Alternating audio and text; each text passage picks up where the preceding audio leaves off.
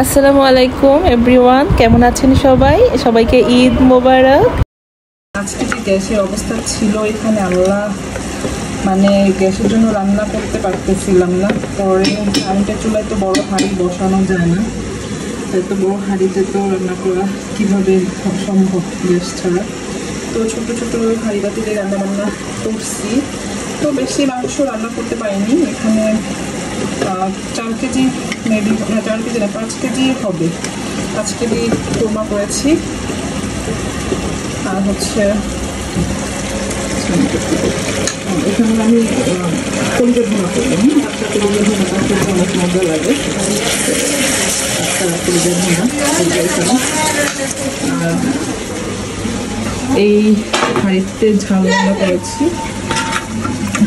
এটাও তেমন কোনো মশলা না, হলুদ আর হচ্ছে মরিচের পাউডার, হলুদের পাউডার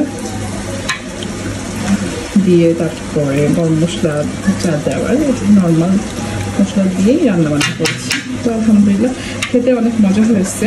আব্বু খাইছে, এটা খেয়ে বলছে যে খুব মজা লাগছে আব্বুর কাছে। আর এই তো কলিজা ভুনা।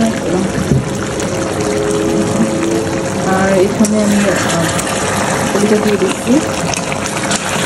যে সুন্দর একটা ঘ্রাণ আসছে কলিজাটা দেওয়ার পরে, অনেক ভালো লাগছে ঘ্রাণটা। আর কোরবানি মাংসের ঘ্রাণটা আমার কাছে খুবই ভালো লাগে, আমার অনেক ভালো লাগে। কিন্তু আমার ভাই কোরবানির মাংসের মানে ঘ্রাণটা নিতে পারে না, ওর কাছে খুব ভালো লাগে না। আমাদের বাসায় সবাই এই জিনিসটা অনেক পছন্দ করে, কোরবানির মাংসের ঘ্রাণ না হলেও ভালো লাগে না। কিন্তু কলিজা ভুনাটাও হয়ে যাচ্ছে না, সরি, আমি ভুল বলে ফেলছি। মাছকে দিয়ে কষাচ্ছি, এখন একটু ভালো করে কষাবো।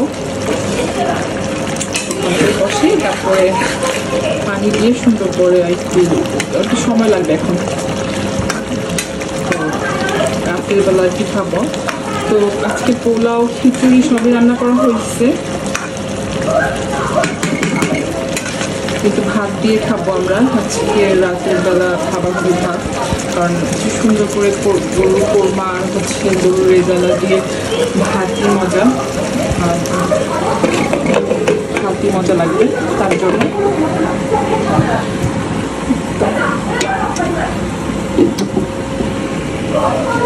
পোলাও শেষ হয়ে যাচ্ছে,